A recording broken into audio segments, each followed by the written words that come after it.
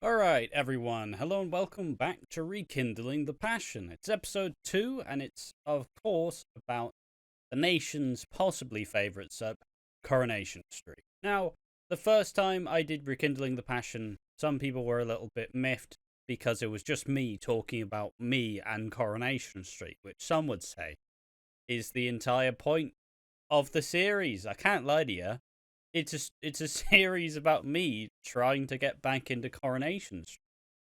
And at that time, it was the 13th of April. I had watched 5 episodes of Coronation Street of 2024. And since that point, I am now up to Monday, the 15th of April. And I'm getting through a bunch of it, so I'll likely just be getting through. Excuse me, likely getting through drinking beer. Likely get through more and more of it as it goes. And I will say, I know I was expecting to do this like weekly or something, but with how busy it's all been and how hectic everything seemed, it was quite difficult to really find the time to get through a big chunk. So I guess it's kind of, it's did the thing that I didn't exactly want to do, and that was just skipping all the way through till like, okay, I'm not liking it, and it's back. But, spoiler alert, it is back. I am enjoying Coronation Street again. It has been a very enjoyable watch so far. What has there been that I haven't covered? Obviously, I mean, first and foremost, there was a news video I discussed about the start of the new year suggesting what Lauren's storyline was going to be. And I did suggest what was recently announced that, yes, Lauren is likely being attacked by Nathan. I suggested Neil Clifton or Nathan Curtis, and Nathan Curtis has been confirmed to be coming back. So even though I may have been a disgruntled fan at the time, fucking nailed that one. Absolutely nailed that one. Also, just as a whole, once I get back into it, I like to be tweeting about it. So if you want to go over to the Watching Walford Twitter, it's twitter.com/watchingwalford. I tweet about Hollyoaks as well. But continuing where it is, now I am just roughly a month behind. I'm rapidly approaching. I just wanted to go through some of the things that, I haven't been able to cover so far, and I haven't necessarily been able to talk about in much detail. I will say, and I'll post this with an immediate criticism, but I'll make this a sandwich, so it'll be criticism, and then I'll go into it properly. But I will say, okay, now, the first thing is the comedy has been hitting like it never has. I've been laughing at Mary, I've been laughing at Bernie, I've been laughing at a lot of the characters' comedy, which for the longest time, it was always very hit or miss. I describe how you can tell if a soap's good is if the comedy lands, and the comedy is really good. That may be a scuffed barometer, because that generally goes on whether you're enjoying the show or not, but if it is actually good, you can tell that, okay, you're in. I'm in. And that's generally how I am with soaps as a whole. If I'm invested, I'm fucking whole ass in, fucking balls out, ass out, just dangling, swinging brain. I'm ready. I'm in. I'm invested. Take me. That's some imagery that you didn't expect to get. And yeah, so I will combine it though. Coronation Street's been fucking depressing, man. Like, holy shit. So within the last time, we got more of the Lauren stuff, saw all the build up to her leaving, then saw her leave. And now we see Roy getting implicated in this because he is, let's be real, he's autistic, and his mannerisms may confuse people. As someone who is autistic, like, you can understand the not being able to read some of the signs, not understanding when you should shut the fuck up, just not understanding the social cues. And I know Roy isn't confirmed to be autistic, but David Nelson, the actor, has constantly said, "Yeah, Roy was a bit of a creep, but I started acting him as if he was autistic, and it kind of made the character much less intense as such." So we've just seen Roy get persecuted for no reason. I can't lie, it feels like they're trying to relive the like save our Deirdre campaign. I don't know if that was the exact wording, but what happened in like the late 90s, early 2000s, where Deirdre was set up by a con man and she was taking the rap and everybody was angry, and you had fucking Tony Blair, disgraced war criminal, by the way, who went like, oh, we need to save Deirdre, and it feels like it's kind of a thing in there, and it's interesting with that to culminate in the announcement that I didn't cover either, that DS Swain has been promoted to the main cast. So we're now establishing this new main character on the show who we're going to see start a family. Most people think her and Carla are going to get together, which I like the idea of. And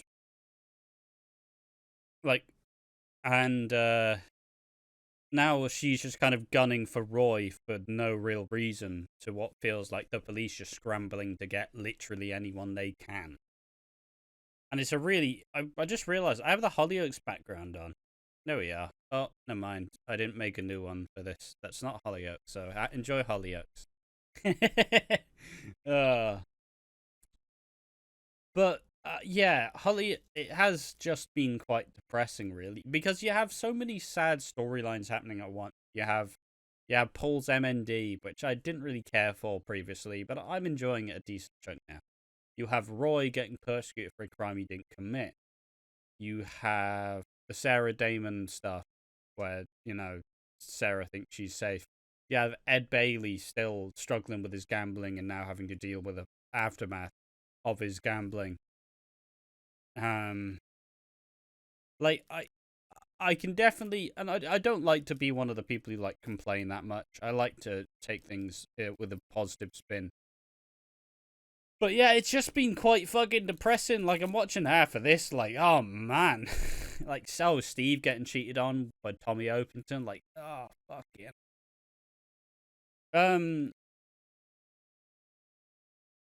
Yeah, we have Liam's bullying as well. There's so much depressing shit going on that it's kind of hard to see. It's hard to see the light at the end of the tunnel, because it's fucking hell.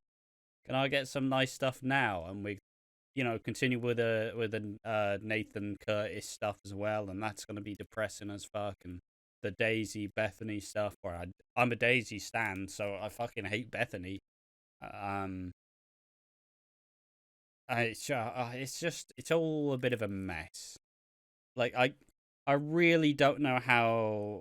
Is it Ian McLeod was promoted to head of soap, essentially, at BBC, at ITV, I think. And the only really big thing he did in the last couple years was the fucking Jeff and Yasmin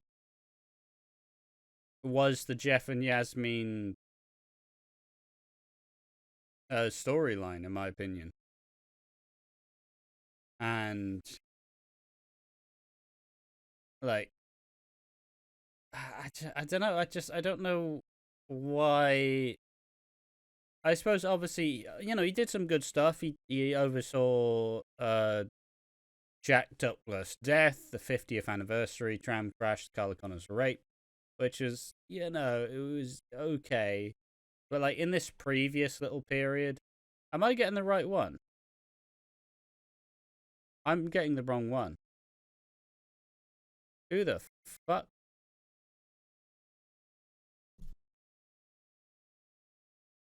Who the fuck is the Coronation Street executive producer?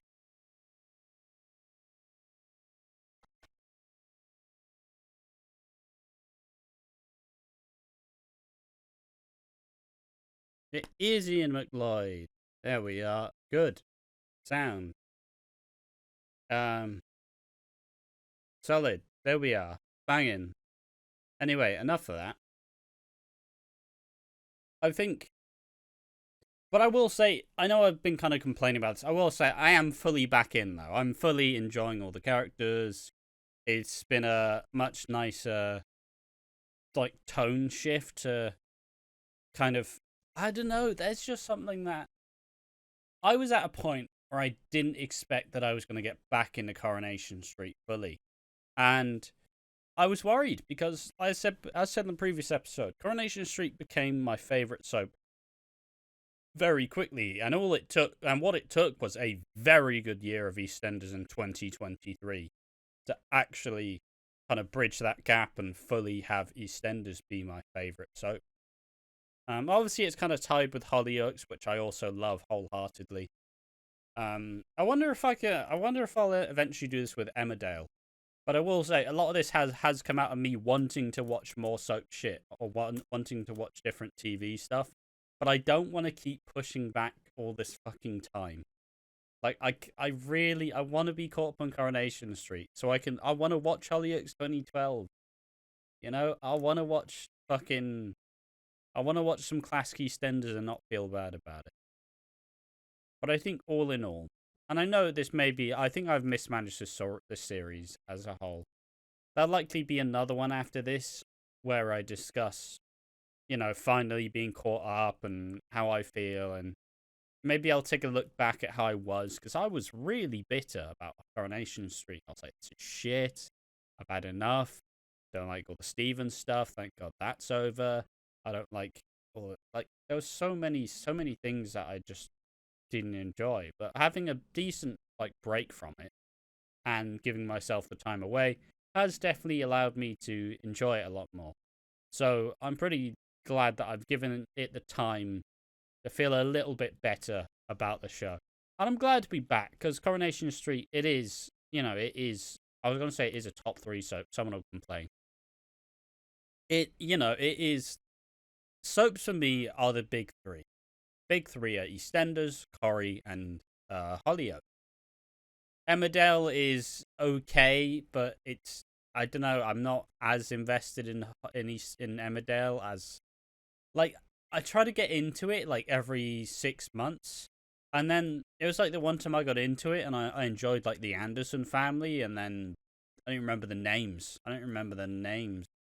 And then the younger woman left, and then they stopped using the family, Ethan. I'm gonna. It doesn't matter. She worked in the kitchen as a chef, and was with that criminal. But yeah, it's just it never sticks, unfortunately, and I would love to, because there are a lot of really cool long running characters in the show, and they definitely know exactly what regulars to keep, and it's kind of where Hollyoaks, you only really have a few of the originals still sticking around. Emmerdale keeps a lot of them, and they keep them, some would say, beyond what they should really have, but others would say, a due diligence. But yeah, so all in all, I am back to enjoying Coronation Street. Has been really enjoyable. I will say, I do look forward when we can get some slightly lighter storylines, because fundamentally, I do agree in the assessment that it has been quite depressing. I just watched a lot, and I'm just like, oh, fucking hell, man. Holy shit. But yeah, no, I mean, just look at my demeanor from this episode from the last episode to this episode. I think it's a really cool thing to at least have documented some of it. To at least have documented some of my enjoyment, and to see me get much more engaged and much more interested in it. So yeah, there we are, Rekindling the Passion number 2. There will likely only be one more episode of this, as I feel like I'm 95% in the door. I just need to catch up and be happy with where the show's going, where I can pretty much put it to bed, and probably start covering Coronation Street a bit more on the channel if I am really engaged with it. I'm not gripped dramatically, but I do think there's been a lot of enjoyable stuff. So I'm back to enjoying the show that I do love. But yeah, that's been Rekindling the Passion episode 2. I've been Ash from Watching Walford. Thank you for watching. Have you been struggling with Coronation Street 2? Tell me in the comment section, and all in all, thank you for watching this video. Make sure to join us in the next one. Leave a like, comment, and a subscribe. all in all, thank you for watching. See you next time. Bye bye.